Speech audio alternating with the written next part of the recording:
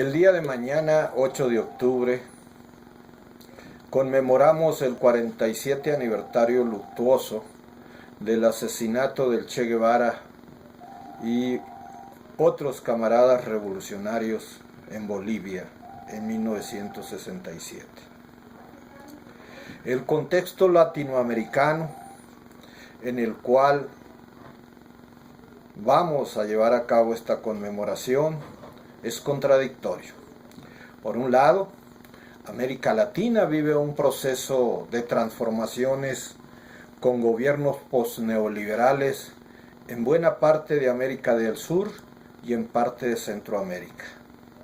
El día de ayer en Brasil se libró la última batalla político-electoral contra la derecha que quiere restaurar el desastroso rumbo neoliberal y aniquilar los avances sociales, ecológicos, educativos, culturales, que en lo que va de este siglo, desde el 2002, en que Lula arribó a la presidencia, se han operado en ese país.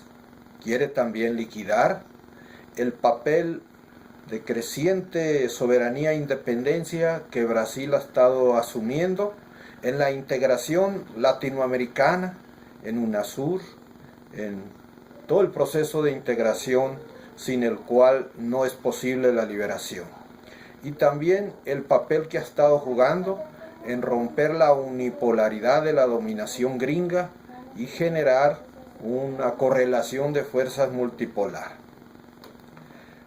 Esta batalla en Brasil, de enorme trascendencia, continúa a fines de octubre, el 26 para ser exactos, y de esa batalla va a depender en buena medida el futuro de Brasil y el retroceso que puede sufrir el proceso de liberación democrático nacional que se libra en esos países.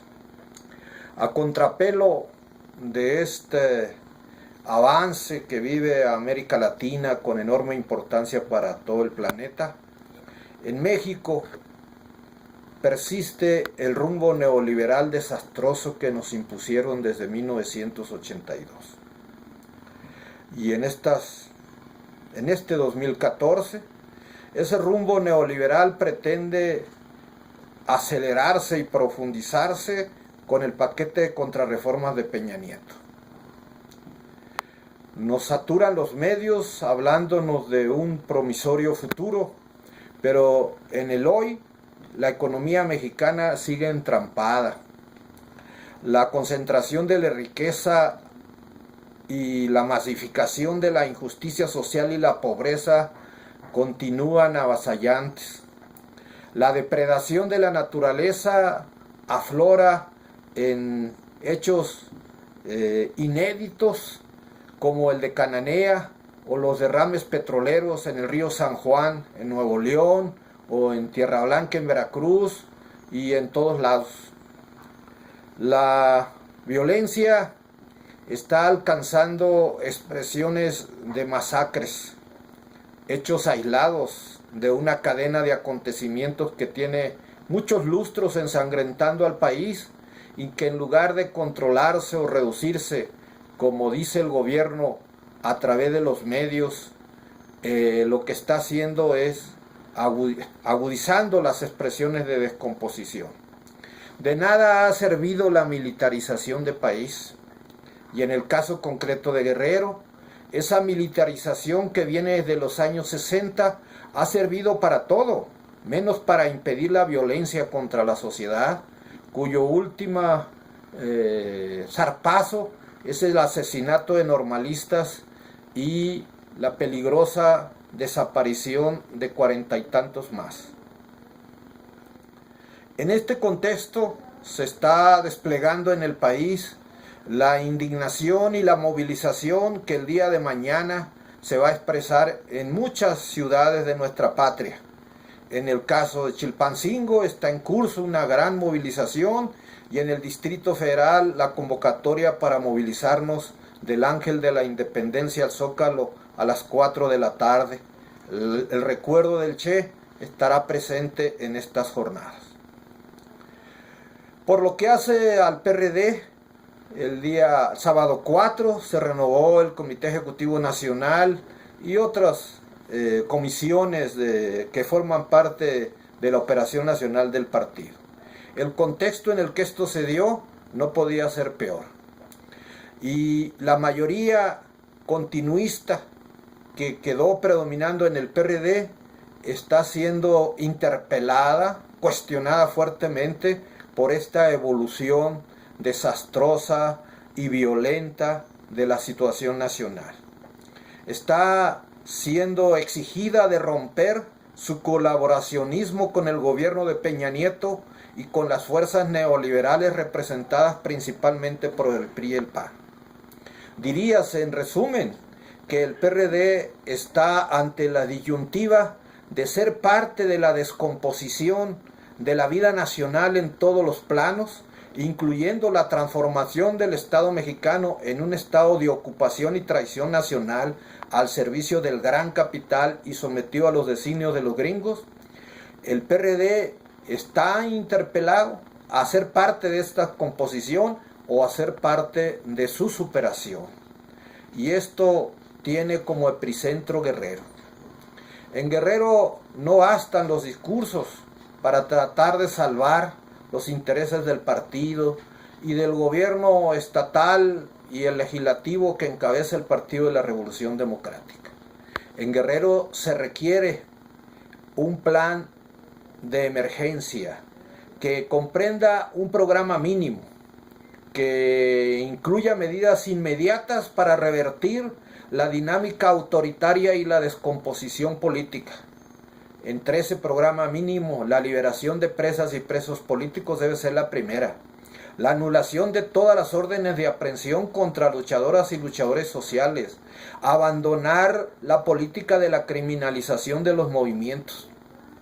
También debe de incorporarse la desmilitarización de Guerrero, que como decíamos, no ha servido para contener la violencia y sí para intimidar y golpear a las fuerzas democráticas y populares. Necesitamos también que haya un compromiso de apoyar y respetar las policías comunitarias y las autodefensas ciudadanas que sectores del pueblo de Guerrero han venido construyendo como legítima defensa ante la violencia del Estado y del crimen organizado tolerado por el Estado. Más de fondo debe de ser la apertura de una discusión participativa, que es mucho más que una discusión pública, para generar una reforma del sistema de administración y procuración de justicia. Y también una reforma profunda al sistema de educación, incluyendo las normales y las instituciones de educación superior.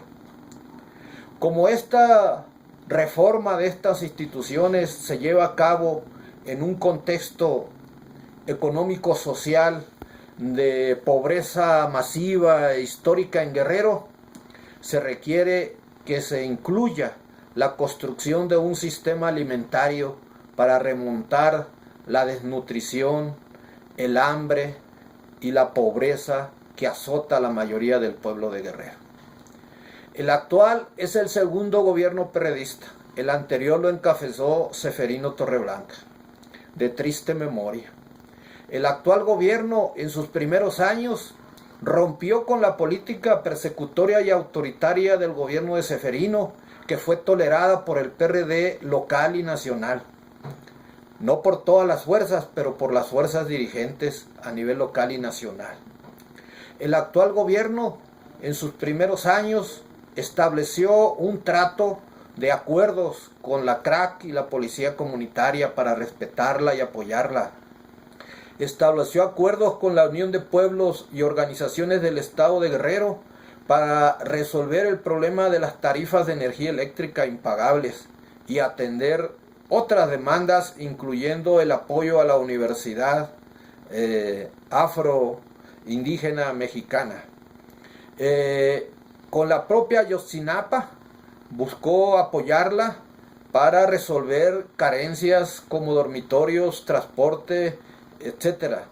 Pero a raíz de que Peña Nieto fue electo presidente con el fraude, el atraco electoral del 2012, el gobierno de Aguirre se sometió a los dictados de restauración autoritaria y vendepatrias que el gobierno de Peña Nieto desató.